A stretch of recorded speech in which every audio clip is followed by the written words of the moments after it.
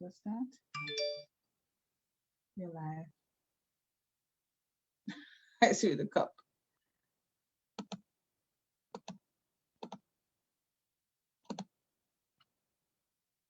That's good. Hi, good night, everybody. Welcome to Muddy Puddles. We are so sorry. We had some muddy puddles in our way this evening. Some technical issues, but we are here. We hope you are seeing us on Facebook. We're going to be doing our checks. So if you are on, do the usual. Somebody's asking what happened. Jerry, we are on. We apologize. We are still trying to navigate the technical waters, but we got through. Thank God. Thank God. So if you can, please share the live, send a message to somebody, tag somebody that we are on and we are here. We did not abandon you tonight at all. And we are happy that we got through and that you will be joining us. Thank you for waiting on us. Yes. Okay, so we don't have much time tonight, but what we want to do, we are coming to you from Zoom, if you'd realize that, because we have streaming live on Facebook. We're looking at a very interesting topic today, and I'm so sorry, God knows, but the issue of substance misuse in relationships. And the truth is, we have had this in our list of topics for weeks, a long time. And I just kept saying, I don't want to do it because this is what I do for a living every day. I wasn't ready for it. And we just started to realize that it was so important because we are seeing a lot of impact from the COVID on relationships, on the stresses, and on the way people are coping with the stresses and the stressors. So we have decided to delve into it tonight, to look at substance misuse and the impact on relationship. We're going to be bringing some aspects of the stress, how stress can impact relationships, how the stress leads to substance misuse. And most importantly, we have a very special guest on, somebody I've known for a few years well. Lennox, you're going to introduce yourself when the time comes, but he is Mr. Lennox Boodram. He has a special story, pastor, yes. He has a special story, a special experience, and we're going to have him bring some light, because we believe that we too are learners in this whole process. Although we're coming to you as the hosts, we are learners in this whole process. All right. So welcome again. Like and share. You want to start? I'm trying to still like and share. Okay, so let's get with it. You can start. One of the things I remember seeing an article, do we have the folks on that? Because we're going to bring you in with the comments. We're still trying to navigate the Facebook, right? Yeah, I'm watching. We are going, a few weeks ago, it was last week, we saw something in the Jamaican newspaper that spoke about marriages ending, a higher call for divorce in 2020. And they linked it to the stress of COVID.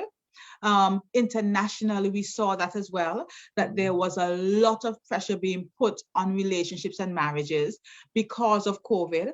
We also saw, I'm giving you some facts here, we saw an astronomical increase in the number of domestic violence cases, not only intimate partner violence, but also domestic violence. We had rape and child abuse during the COVID period. And believe it or not, we did see, as the time went on, an increase or a steady maintenance of the use of psychoactive substances during the COVID period. What are psychoactive substances? And I'm going to get to that. And so psychoactive, just do it now. Psychoactive just means drugs of abuse. So primarily the recreational drugs, alcohol, marijuana, cocaine, but cigarettes. But in terms of what was being primarily used, it was the alcohol, and in our context here in Trinidad and Tobago, and I believe the extended Caribbean, marijuana. And you can understand, I'm sure. If you can't, let's help you understand it. A lot of it is linked to the stressors that came about with COVID. And the truth is, COVID has its own stresses, but COVID met stresses of life there already. And so people are using more and more substances, to do what we call self-medicate, to cope with the issues, to try to find an escape. But then there are effects of the use on a whole. Yeah. And the trickle down is on the relationship. So Nevin is ready to jump in. So let's and we're not saying that substance abuse necessarily cause these problems in relationships or what have you. But I'm sure it would be wise to say that we read this in Trinidad. They have documented Trinidad that alcohol, the purchase of alcohol has increased significantly in the last year or so. And persons who work in the field can attest that indeed there has been a sort of turning to substances or whatever they may be. And so and it makes sense. The truth is, a lot of people in video tell me this, when you feel overly stressed or you feel overwhelmed, if you were used to using a particular substance in the times of your stress, you could easily turn back to it, or you can start it in the midst of it. The other thing is, I was thinking about this, Billy. If you were somebody who used substances, now I was telling Billy, and I wanted to make this very clear. You don't necessarily have to be addicted to a substance for it to be an issue in your marriage. It may be that you get drunk sometimes, right? Or you get high sometimes. The challenge is now, Billy, when you're locked down. Well, in Trinidad, we have gone back into lockdown. And others have come out, others are going back in. When you're locked down and you have to be home, it was one thing when you would go and drink with the boys or smoke some weed with the boys and then came home. Okay.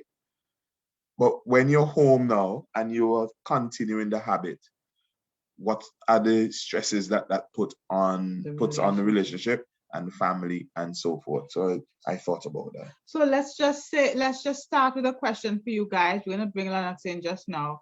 Do you think, or how do you feel about substance misuse in a marriage and a relationship? Do you think it is it's a legitimate, it should be a legitimate part of the relationship? Is it okay for the wife, the husband, or both of them to be really using substances and to see it as their stress reliever?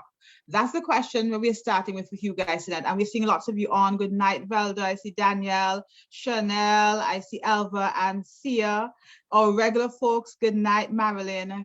Lots of you, we're going to shout you as we see you come on. But our first question for you tonight, as we bring you in the discussion, is it okay for couples to use substances, drugs and alcohol as a stress reliever in their marital issues? All right. And that's whether there's one or both of them. And especially with so we COVID, want to hear from you, especially with the COVID situations going on right now. All right. So let's hear from you guys. And I'm going to go ahead sharing some facts as we get Lennox to come in with us here.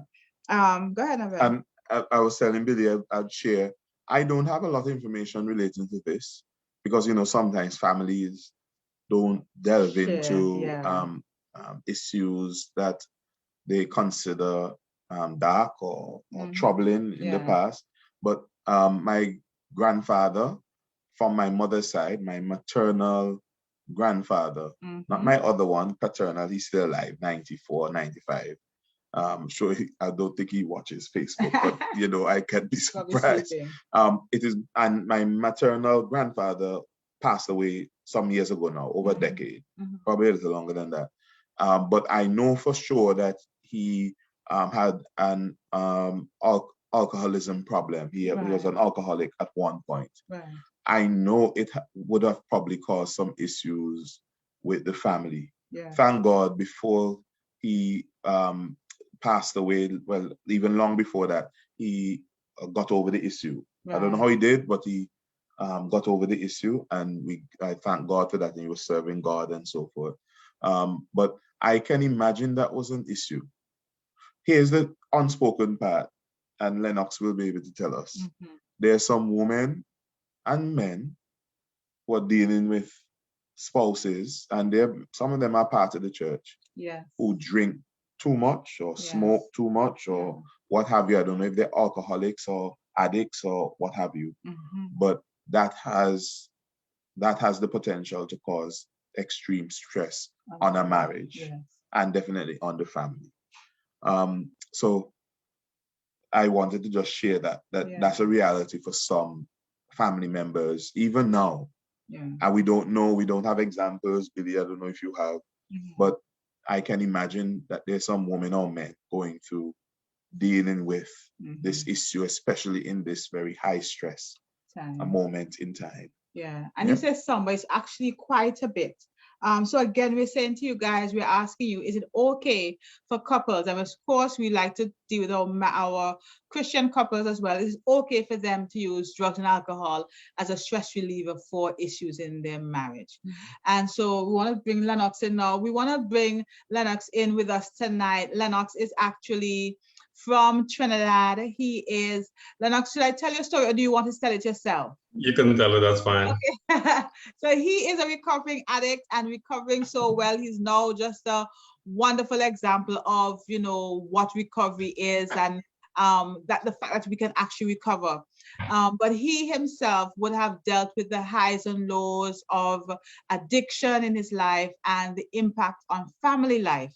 And so he's also now a pastor. He just like me, he's a pastor's kid and now in the ministry. So but now he's trying to help persons out there, young and old, come to the realization that sobriety and recovery is so possible. So Lennox, welcome to Muddy Puddles tonight. Sorry about the delay, but God is in control and it's going to go really well. So welcome. So tell us, Lennox, and it's a pleasure having you on.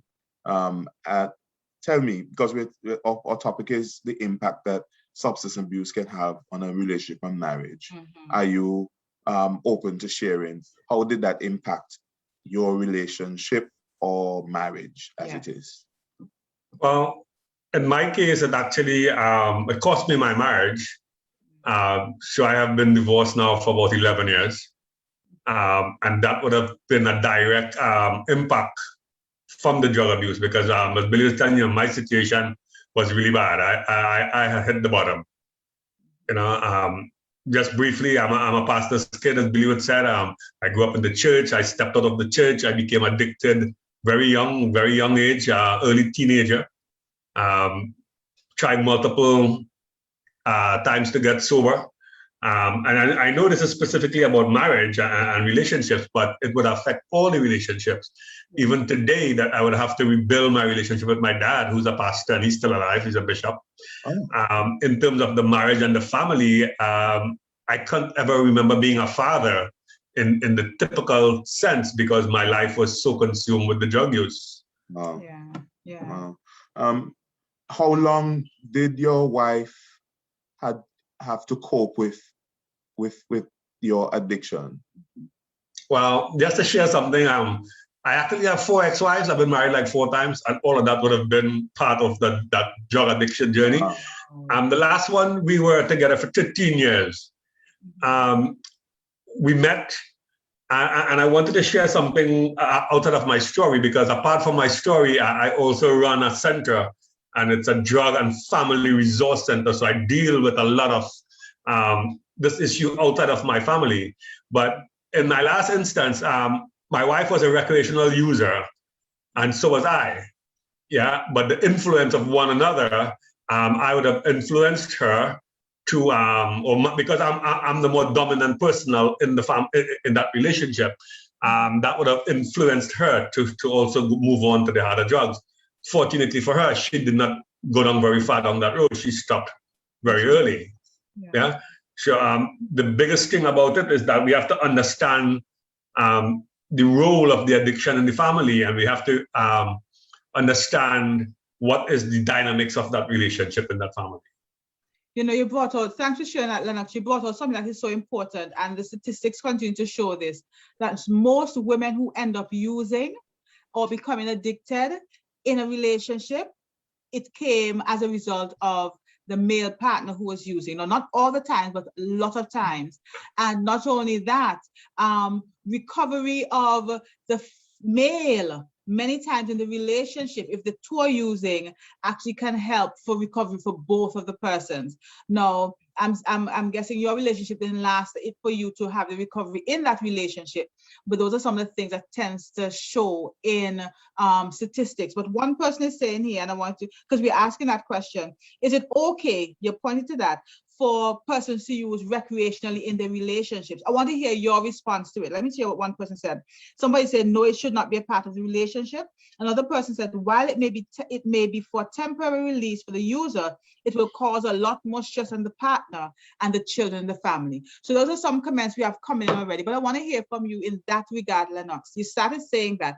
Do you think that it should be a part of the relationship in terms of stress reliever or social binding and gathering? COVID stress reliever. Yeah. I have my personal answer and I have my professional answer. Okay, so my personal answer is no, definitely no. That is speaking from experience. That is speaking from the figures that we have. The other answer would be, and I heard this, you guys talk about this. In the relationship itself, every relationship is unique, and the two people within those relationships set the boundaries. Yes. So I heard you guys mention just now about he doesn't know if it's an addiction or what it is. So we use the term that Billy uses, abusers, substance abusers, right? So for me, in my practice, my definition of a problem, if your use has any significant or any negative consequences, we're having a problem. So I said again, because we did have a question to ask you. When should somebody become concerned about their spouse's use, their partner's use, drug use? When it starts to have a negative impact. Because you know that not everybody that drinks will become an alcoholic. So there are functioning people who would have a drink. So how do we quantify that? Right? My thing again for my professional to my clients, if you don't want to become an addict, don't drink. Right. If you don't want to have a drug addiction problem, then don't use the drug. It's as simple as that. Yeah. But we still, as God has given us the free will, so there are couples that I know. So my ex who had graduated from marijuana to cocaine, crack cocaine, could now go to a bar or go to a dinner and sip a glass of wine without any consequences, right? Which is unique to her. Would I have a drink? No, I wouldn't even drink bitters. I wouldn't even drink a lemon lime.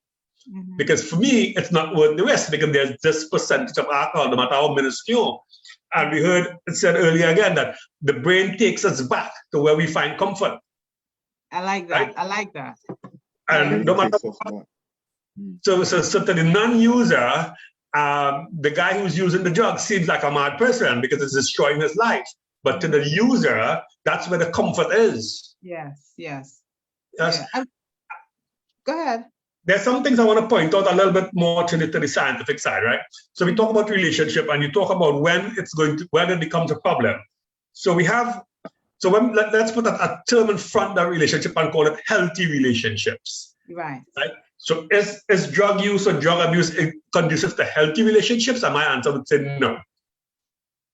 Right? It doesn't have to be abusive, but it still doesn't have to be healthy. Okay. So we look, and you also said that most times the guy would influence the woman to use, and that's also factual, right? It's also easier for women. Again, this is my personal experience, from my job, that women are easier to recover because they have all the responsibilities of the mother. Just take into consideration, Billy, that case that we work on with the family. Yes. That mother, she's doing 18 months clean time now. Oh, wow. Right, so kind of good for her, right? She touched base with me. So let me just point out to the people who are listening how this relationship works with the drug abuse, if you don't mind. Yes. Sure, so we have a codependent relationship, right? Where one person is using and the other person shapes their entire identity and their entire self-esteem on the person who's using. Not 100%, but more often than not, it's the woman that's going to shape her life around the man. That's just, I don't know, something that in society, yes? So if we know what a codependent relationship is to the audience, then we look at the signs. Right? So we have one person that's using and the other person is not using, but they still has the behavioral patterns of the user. Mm-hmm. Am I making sense there? Yes, yes. Right? That's it. So the husband drinks and the wife's whole behavior is shaped around how the husband behaves when he comes home drunk. Yeah. And that trickles down to the kids also, yes? So it affects the mood of the people who's not using, right? So the user also affects the independence of that person because, again, something about addicts, most of us are very demanding and we need to get our drugs and we're very manipulative in the sense of that, because that urge to get that drugs. So the spouse becomes a cloned behavior. Does that make sense to you guys? Yes. And I like that term. They become a clone behavior. I want to interject here, Lennox. Yep. And for those of you guys who are joining us on Facebook, listen, one of the things I want you to understand, that term codependency is very prominent in substance misusing relationships, but it could also come out in other relationships where drugs are not common. But there's a level of, as Lennox was saying, the manipulation, is a big word now we use, in narcissism that comes up, but it's often found in addictive relationships. So go ahead. I have a question. Mm-hmm. Lennox, since COVID, the COVID pandemic and all the regulations and so forth that have been tied to it has come in. What have you seen? Have you seen a difference in use or any difference at all? Well, we definitely see the difference in the people who are coming for help, because even if the use is not escalating, it now becomes closeted in a box. So they use more at home now because they can't go to the bar. So whereas the alcoholic would spend a lot of time at the bar, come home drunk, quarrel and fall asleep, now he's actually drinking at home. So the quarreling takes place at home. Yeah. Yes. Another stressor is because of the lack of the inability to earn to the maximum, because most people are affected that way. We still find that way to get that psychoactive drug, that alcohol, that marijuana, that whatever it is, because that's where our comfort is. It's something that's popped into my head, and it's almost like a baby going back for milk. When a baby is hungry, it automatically gravitates towards the mother to get the milk. The brain drives us towards locating that drug. And I want to just repeat the phrase you said earlier. The brain takes us back to that place of comfort. Yes. And if we are using drugs to bring us relief from stress and to bring us comfort in difficult situations, and it works, we're going to find our way back to it somehow, some way, if we have no other alternative available, even in our marriages and relationships. Go ahead. Chanel said, any recreational activity that is potentially harmful has the ability to potentially harm your relationship. As well, if the de-stressing activity doesn't address the issue, it becomes an added part of the issue. Correct. Yes. As I thought about that, so somebody who is dating right now or courting somebody who wants to go into a marriage, if you see those habits already, what do you suggest? What is it Pastor? what is it that you should see that should make you concerned that maybe I should not go much further with this relationship? Well, the first thing, and again, I don't want to sound like what's the word, like male macho here, but again, I'm speaking from my experience. Most times when the woman comes to us in that situation, a phone call would start with the woman who's trying to fix her partner. Her partner to be. Yes, well, he's not that bad. So the first thing that the woman has to do, and again, I'm saying this from the place where we are dealing with the male as the abuser, the substance abuser, and the partner as the female, right? That doesn't mean that it's 100% that way all the time. Yes, just take it from that perspective. So the first thing the woman has to do is look for the signs. Do I have my independence? Because what she would do now is create her dependence on this person. And I'm not talking about financial, I'm talking about social, about status. He might have a good job, he might carry himself well. So she gets an added sense of self-esteem of being with this person. And the judgment gets clouded. Yeah. Okay. But anytime the relationship has any hint of negativity in it, again, not only to the substance abuse, we need to stop, look for help, discuss it with somebody. Yes. A lot of times people go into this relationship, they see all the red flags per se, and they go in thinking, well, once we get married, we will fix it. Right? Or once we have a baby, we would fix it. Not adding that the marriage is now going to be an added stressor, the baby is going to be an added stressor, and substance abuse goes on a continuum. Yeah. Right? Nobody takes a drink that wants to becomes an addict. We take a drink thinking it's going to help us, yes? So we go from a continuum of use, experimenting, using, abusing, and then addiction. So that person, oftentimes, they see it and they are aware. Yes, or sometimes they go to the church or the pastor if they're Christian, and they get this advice that we could pray it away. Well, yes, prayer is very important. Prayer is very effective, but that's not the only solution. Then we have God says use wisdom. There's your part and there's God's part. Excellent. Yep. And somebody's saying, what is the use of illicit drugs? What is the impact on the finances of the couple? Well, definitely, because illicit drugs, well, let's not say only illicit drugs, because there are also illicit drugs, legal drugs that would have the same impact. Any drug that you misuse, right? It would have the biological effect on you. It would have a psychological effect on you. It would have a social effect. And of course, it would have a spiritual effect, right? So under the social aspect would come the financial aspect, because again, I'm saying, let's go back to my experience. When I had to go to the grocery store, when I had lost my job and everything, I was a bottom. And now my wife would write me a check to go to the grocery store to buy groceries. And I'll be able to talk the grocery owner into giving me back $50 from that check. Wow. And take $50 less. I'm driving a car that runs on gas. And she would give me a check. She's not going to give me any cash. And she would make out the check to the gas station. Yes. And I would stand by the gas station and fill a couple of people's car with the gas and then write on the check for an amount more than what my car took. So we would find a way. And oftentimes, because again, we would be able to hide it. That's until it blows up in our faces. Yeah. Until you hit rock bottom. I always like this analogy, and your ship just breaks into many different pieces. That's when you can't hide what's inside and what's holding up the ship. But you're speaking to something there, Lennox, and we have about 5 more minutes with you, two more minutes with you. This word that's coming out as you're sharing there, that's this word enabling. And it's not just only in addicted relationships again, but we see enabling in relationships where there's substance misuse. Tell us what enabling is. Tell the folks what enabling is and how it impacts the relationship and what we could do.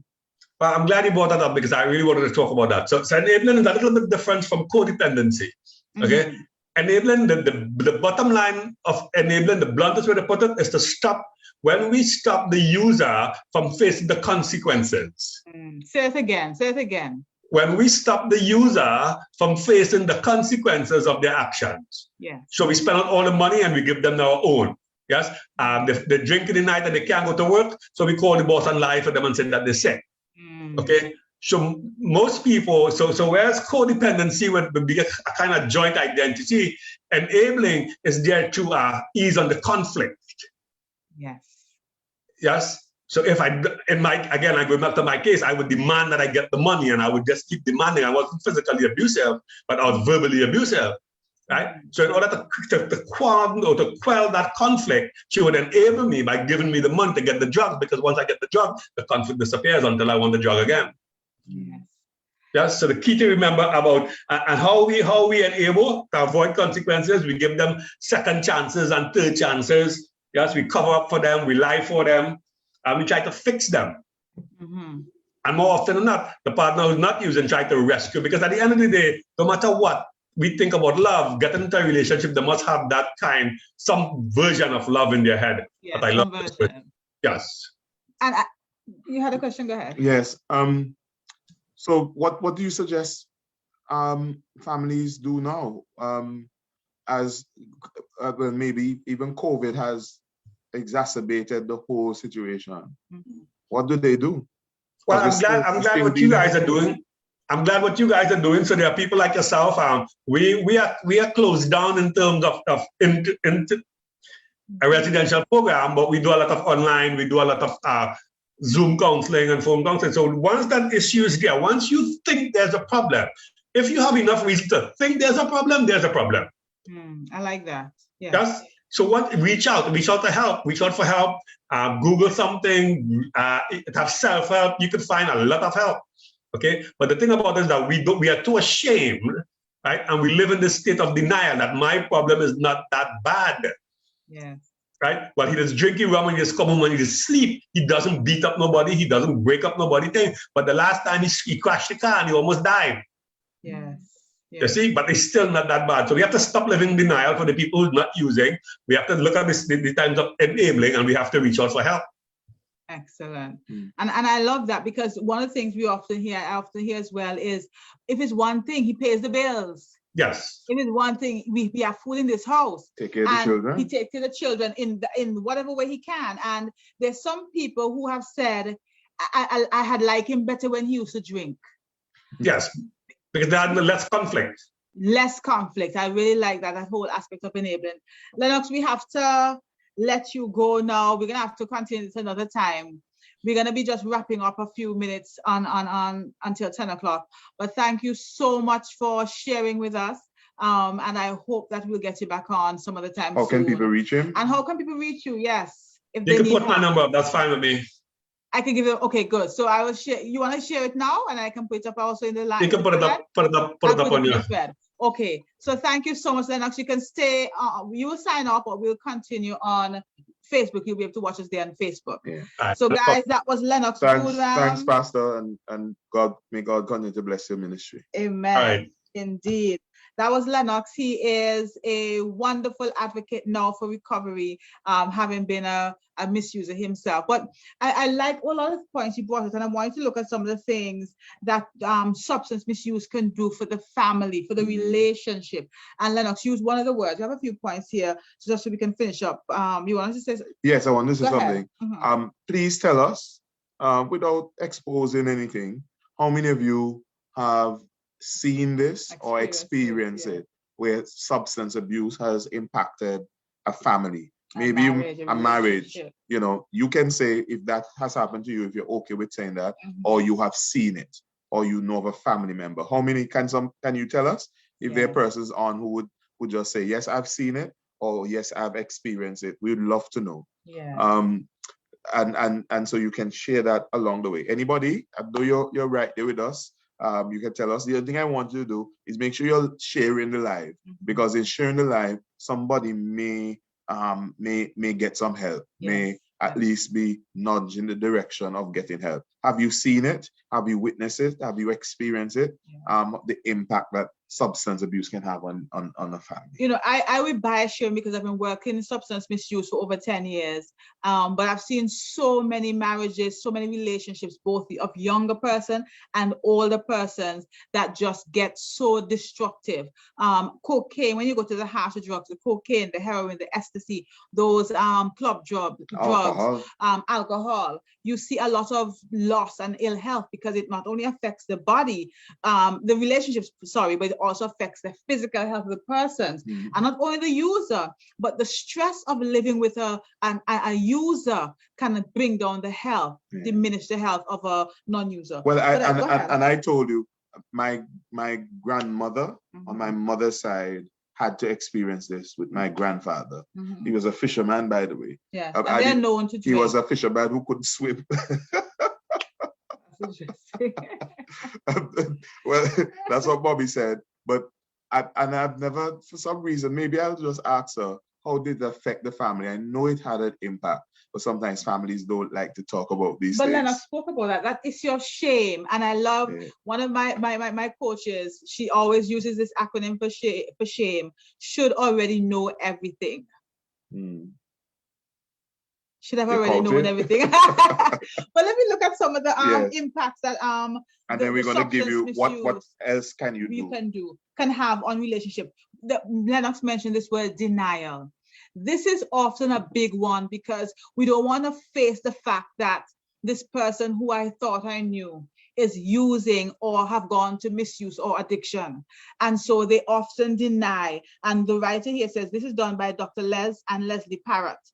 They said denial is risky business when it comes to facing the life-altering issue of addiction. And for the addicted spouse, denial comes in the form of the idea that they can control their addiction.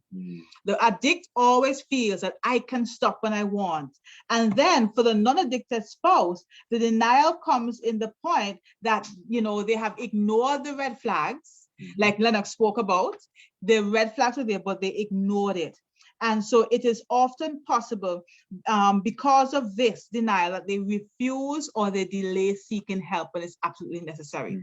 And we are seeing, like we said, the impact of the abuse in COVID, the domestic violence, intimate partner violence. And in most cases, statistically, casual observation will show you alcohol is a major player in these domestic violence situations. How many cases do you think that's the case? In about most of it, most of the case, and that's statistically proven internationally. All right. And then there's also the issue of helplessness. We're looking at how the substance abuse affects a relationship. Helplessness, whether it is the user or the spouse who's struggling with addiction, you're your spouse, helplessness can take root easily. After a period of denial has passed, the addicted spouse may feel helpless to control what is happening to them. And so when we start to feel helpless, we start to feel, well, you see what? I'm cursed. There's nothing I can do about it. Does it make sense to try anymore? Does it make sense to get help? Does it make sense to talk about it? So I want us to understand that these are feelings that will come. And when you have this understanding, you can challenge yourself to say, no.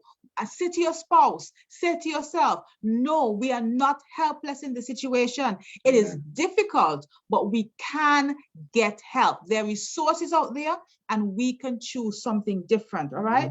And the other thing is neglect. Don't take this lightly. We're running out of time. I'm going to finish in 2 minutes. Neglect is a big factor that comes out of substance misuse in relationships. Many times what happens is that, and Lennox spoke about it, the drugs become the spouse. Believe it or not, especially when it comes to cocaine and heroin, those sort of drugs, the drugs become the spouse. And so what often happens is that the non-using partner is neglected in almost every way, mentally, emotionally, physically, sexually. They are neglected, and so they now use a drug to get all the pleasure they want, all the satisfaction, and then the responsibilities are neglected in the home, with the children, with the romantic relationship, and then we see the relationship ultimately hitting a rock. All right? Yeah, you want to go with that one? Physical and psychological. Yes. So substance abuse often begins when a person is trying to escape pain of some kind. And we're living through what is a painful period in so many ways. Remember, people can't mourn like they did before. They can't process grief like they did before. You're limited in terms of the support you can get. People can come in and hug and what have you, or spend the whole day with you. So I'm thinking to myself, and those who are pastors or those who are in this kind of ministry, we're dealing with such heavy loss and pain in society. And I'm concerned about what will happen as we come out of it.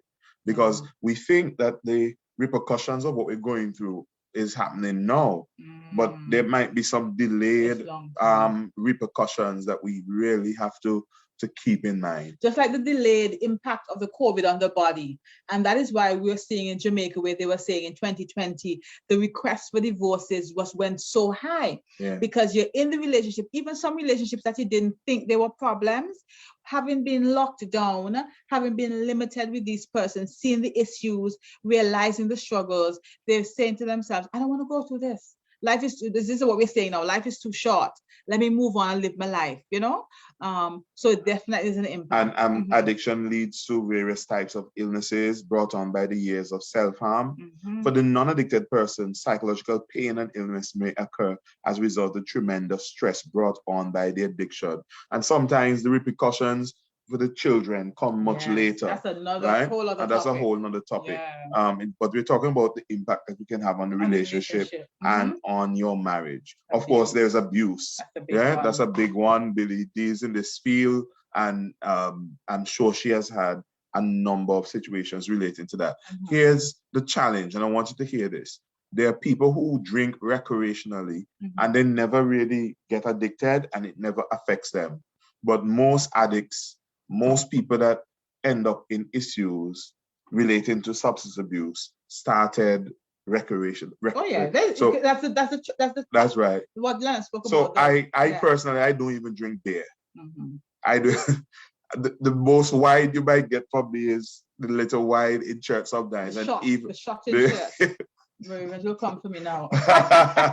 You don't do communion? We don't use wine, we use grape juice. Grape juice, right. Yeah. Some Moravian churches don't use wine either. There's some that still use wine and some use juice, based on where you are. And even in church, by the way, if I just may segue, I don't give children under 18. I'm sorry. Some pastors, if you do it, that's fine. I just don't think I want to be the one to give that young person their first heavy taste. And so let me tell you, under the name of Jesus Christ. Yeah. So, and some of the wines, maybe not Moravian Church, but I've tasted wines of other denominations. I'm telling you, the smell alone could knock you down. Yeah. And so I'm very careful about that, and I'm very particular. I'm different from probably some other pastors, but I know the impact that alcohol can have because I didn't experience it personally, but I know my mommy and my grandmother went through it. So what do we tell the people, Billy? How do you deal with this? Remember, it's in COVID period. Some people have started using more or have started using, and it's having an impact. What do we do now? And I'm glad you said, let me just point it, because Katura said, happy we are a mature couple, so this is out of our league. I am happy that you guys are secure and stable. Yeah. But let me tell you something, it's not out of your league at all in terms of the age of or the maturity of your relationship or your chronological age, because many people actually start using later in life. And what tends to happen is that the later in life that you start using, the more likely you are to have a really hard road and a quicker road to addiction and a more difficult time. Right. So maybe they don't partake at all. That's good. Excellent. And really wonderful for those who are going through that. But we don't want you to just feel like you're safe. Don't drop your guard. Those are good protectors, but you have to have the other protectors around you. But that's excellent. But others don't have that story. Yeah. But then what do you do? I mean, the reverse of what we shared in terms of what happens is what you need to do. One of the first things you have to do is become aware. Be aware and be honest with what is going on. Shame and all. Like we said, the shame doesn't mean you have to know everything. You don't have to, and that's okay. That's why you get help. So you have to become aware and honest about what is going on with yourself, with the spouse, with the relationship, with the drug use. And then you have to confront as much as is possible, not in a judgmental way, but in a loving way to say, I'm recognizing this. How is it for you? Is it what I'm seeing? Is there something that we can work on together? Is there something that you want to go work on to get help? And then ultimately, there are steps in between, but ultimately get help. Allow God to guide you. Make it a point of prayer, whether or not the person wants to join you in prayer, but allow God to step in and get help from a professional. Don't allow yourself to languish in shame, where intervention could have saved your life and your marriage and your family. What if you don't have a spouse who is ready to change? What if they're not? You know what? That is an excellent question, because we're trying to really help people understand that addiction is really about the whole family. And so if your spouse is not ready to change, here's what. You can still get help for yourself, because like Lennox explained, so many non-using family members become addicted because they now build and fashion their life around the behavior of the addict. And so you now have to unlearn some addicted behaviors as a non-user. When you become codependent or enabling, or you have now become a victim of manipulation or those sort of things, you have to unlearn that.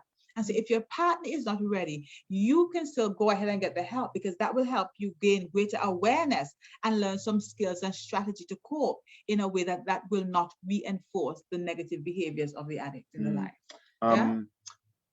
What if how do you know it is time that you go and Billy's the expert here, that's why I'm asking. How do you know it is your relationship or your marriage is past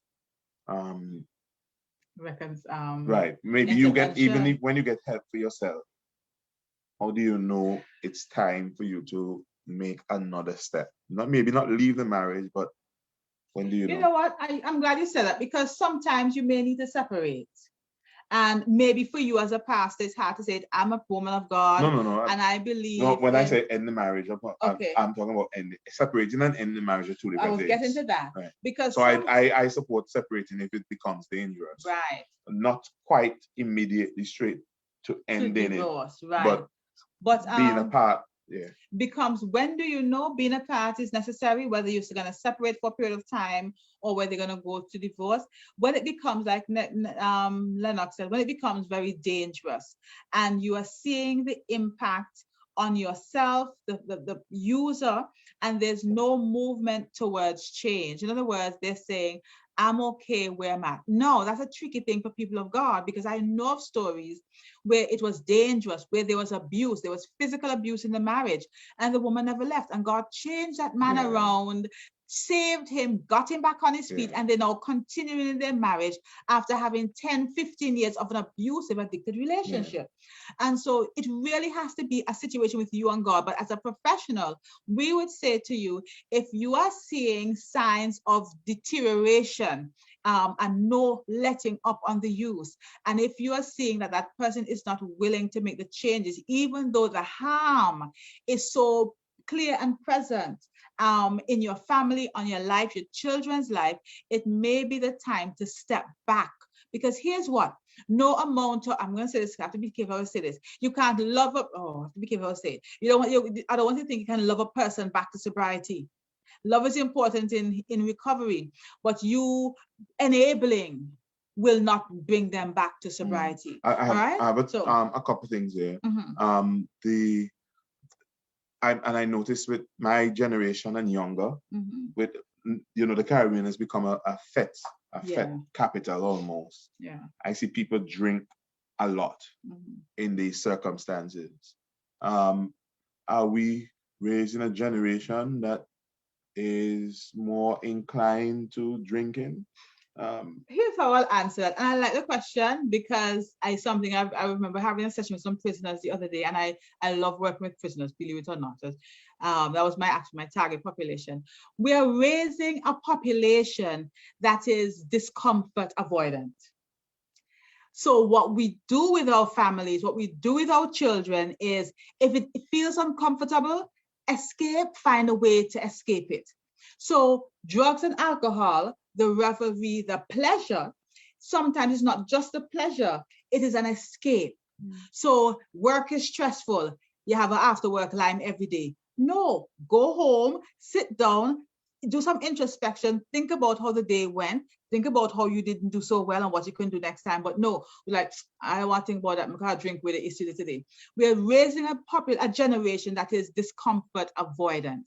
And that may become a psychological, you'll give me my props for that, that become a psychological theory just now, because we do not teach, and we even adults now, we're not allowing ourselves to tolerate discomfort anymore. Once it becomes difficult, the first thing we say is, I can't deal with that. And I can't deal with that converts to I won't deal with it. And most times we're not using the right strategy. So we look for escape measures, one of which is drugs and alcohol. Right. This is a tough time. And this may not affect you. This topic is not a popular topic like sex. we have 80 people already talking about sex. But not so much with this, partly because maybe it doesn't affect everybody. The secondly, directly. But here's what I say. I want to thank God for those of you who have stayed on. This may not affect you, but it may affect your sister or brother. Your neighbor. It may affect your neighbor. It may affect a cousin. It may affect your church pastor. member, your pastor. It may affect a number of persons. And so having this insight is really necessary. We hope that you will share this live, because in sharing it, you may help somebody. The other thing is, although some marriages survive that situation, like my grandparents on my mother's side, I'm not saying anything directly. I'm saying that sometimes they're still casualties. Oh yeah, not death, but as you are trying to work through losses. Yes, and major losses. And this can affect people generationally too. So is it worth it? That's a good question. To fight through something like that? I would say it can be if your marriage is going to survive, but sometimes children are lost in that. In that.